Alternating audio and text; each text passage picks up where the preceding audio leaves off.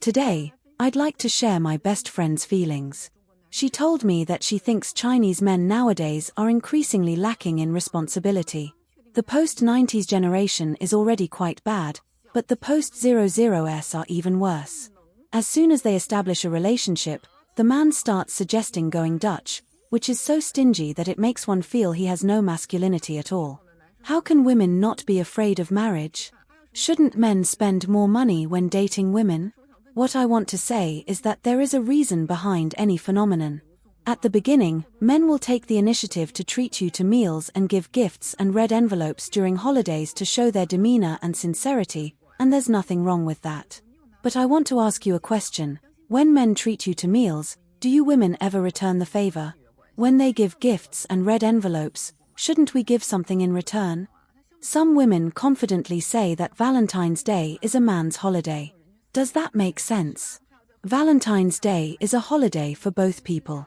When men show sincerity and demeanor, women should also show corresponding sincerity and upbringing. Dating is not marriage, it is not protected by law, and there is no contractual relationship. If the relationship doesn't work out in the end, women get the benefits while men get nothing. I know a man who spent so much on dating that he was afraid to go on dates with his girlfriend in the end. Every time they went out, his girlfriend would choose restaurants where the average cost per person was 400 to 500 yuan, then they would have coffee, afternoon tea, and watch a movie. After going out like this a couple of times, he couldn't afford it anymore. Or they would go shopping in the mall after dinner, and end up in the Apple store, buying an iPad Pro. As a result, he stopped asking his girlfriend out on weekends.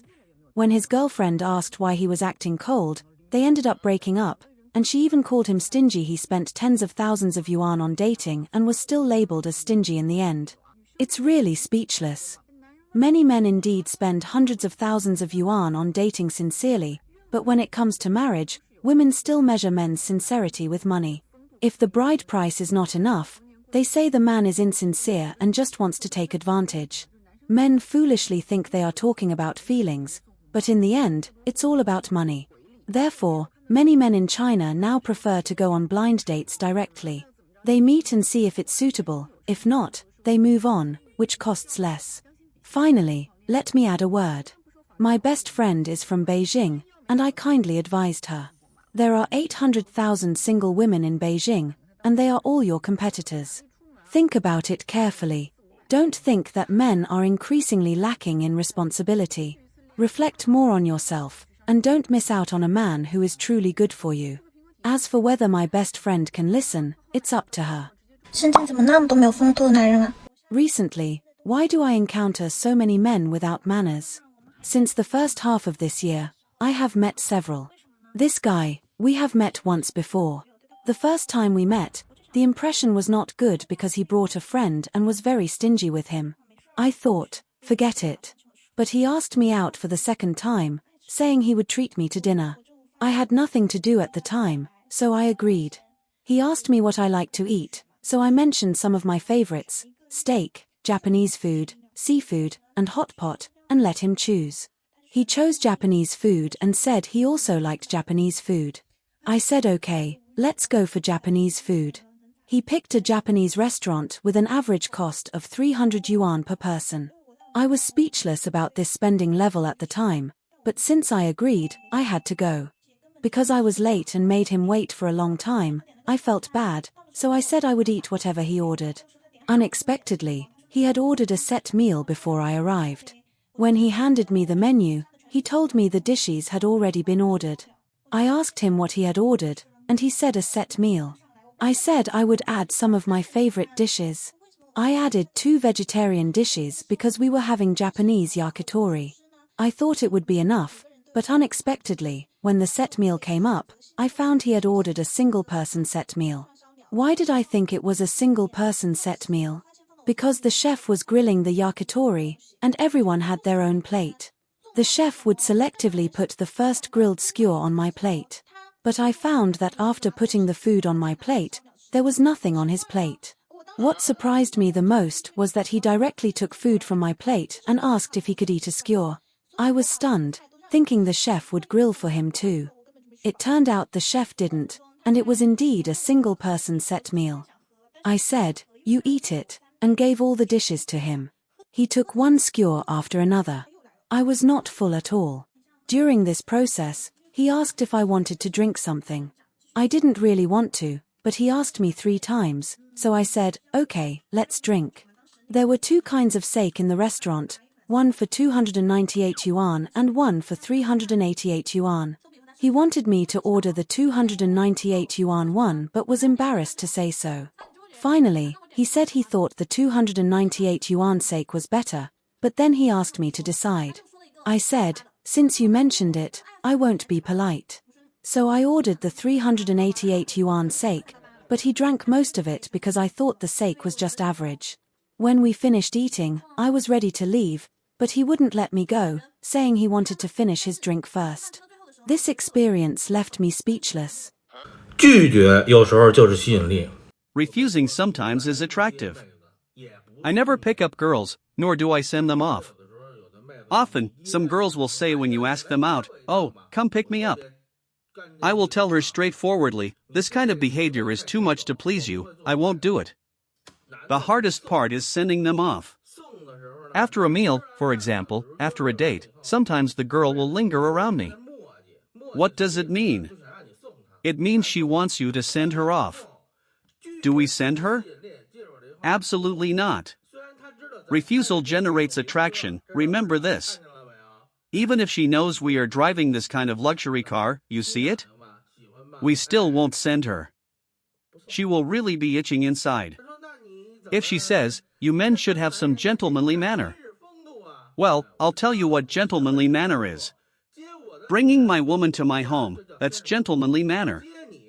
Bringing you to your home, that's being a pleaser. Understand?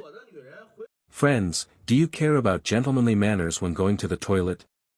Especially in a tourist area, when everyone is lining up, do gentlemanly manners still matter? A tourist spot in Tianjin temporarily converted a men's toilet into a women's toilet. One man, in desperate need, couldn't help but lead a charge in, with other men following. He shouted as he walked, "This is a men's toilet, women get out," but was accused by the women present of lacking gentlemanly manners. 原路让男的进行嘛？那女的上着的打扮呀？这是男厕所，女的那边去。男的去。也就是不是就那样吗？ In crowded places, it is not uncommon for women to use the men's toilet when the women's toilet is full. But was it the tourist spot that temporarily changed it, or did the female tourists decide for themselves? Of course, regardless of who changed it, it should be based on need. The number of stalls in the men's toilet can be reduced, but it cannot be completely eliminated, otherwise, it will cause conflicts. This has nothing to do with gentlemanly manners. Even a hero can't hold it when urgent. Toilets are different from other places. When you're in urgent need, there's really no way to be polite. If the tourist spot's capacity can't keep up, then sell fewer tickets or take some temporary measures. You can't just wrong the tourists. 现在的男生都这么硬气了吗？ My goodness, are guys nowadays really this tough? This afternoon, a guy had arranged to meet a girl at 1:30 p.m. at my place. Both of them were introduced by me for a blind date. But by 1:45 p.m., the girl still hadn't arrived, and the guy looked a bit anxious and restless. At 1:50 p.m., the girl finally arrived. The guy immediately stood up, shook her hand politely, and said, "We are not suitable for each other." The girl was very surprised and said, "I was just 20 minutes late." The guy then said, "If you can make me wait 20 minutes today, you could make me wait 2 hours in the future. We are not suitable for each other." After saying that, he left, making the girl feel very embarrassed. Actually, for a first meeting, I think it's better to be punctual. 中国的男生从小就被教育要照顾女生，让着女生。 In China, boys and girls receive different education as they grow up, and society has different attitudes toward age and fertility. Boys are taught from a young age to take care of girls, and they generally accept this. This is not a moral issue but rather a physiological one. Girls can give birth, while boys cannot. Boys believe that if they are considerate of other girls, others will also be considerate of their mothers, wives, and sisters. However, when girls reach the age of 35, many men in society will no longer be as accommodating.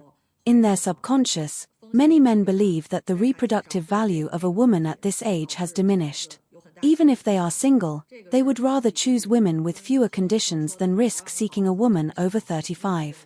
Medically, women over 35 are considered to be of advanced maternal age, with lower chances of pregnancy and higher risks during pregnancy, including various issues that may lead to the child not being born. This is a physiological rule and is not related to how well a woman maintains herself or how young she looks. Many women over 35 are aware of this and feel that they need to compromise due to their age and the significant risks they undertake for childbirth. They expect to demand more from men and hope to find better partners.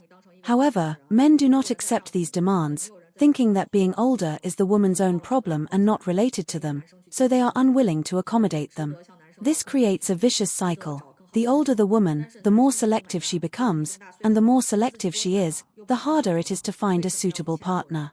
Therefore, many women over 35 should not feel that society is hostile towards them.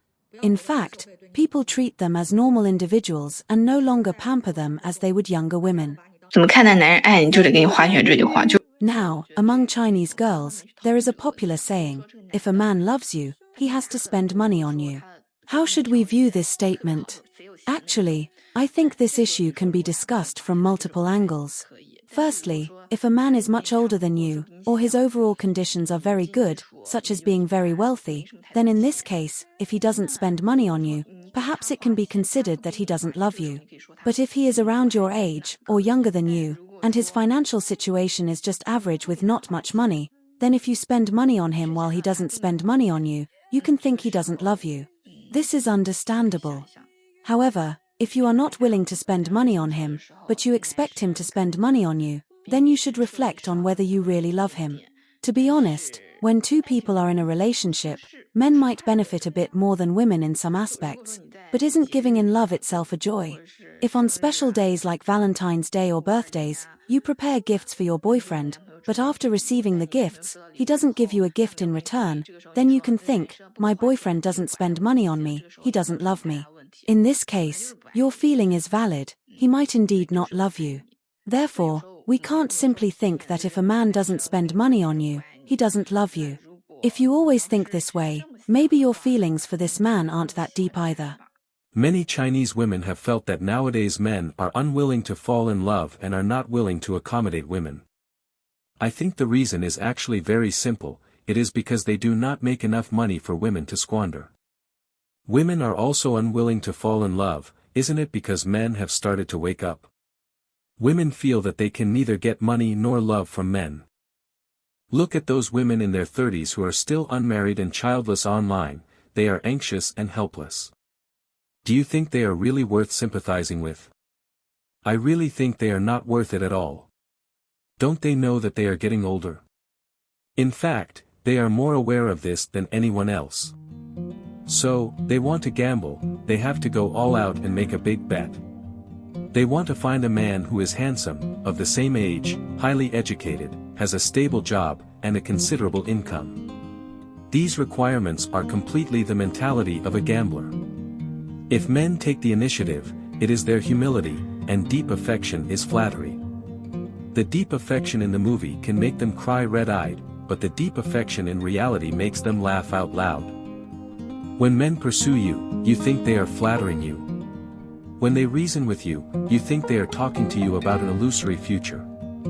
So now women do not buy into the grand plans drawn by men, feeling that men are too realistic and do not love them. In fact, it is not that men do not love you, but that men cannot love you when they think about money.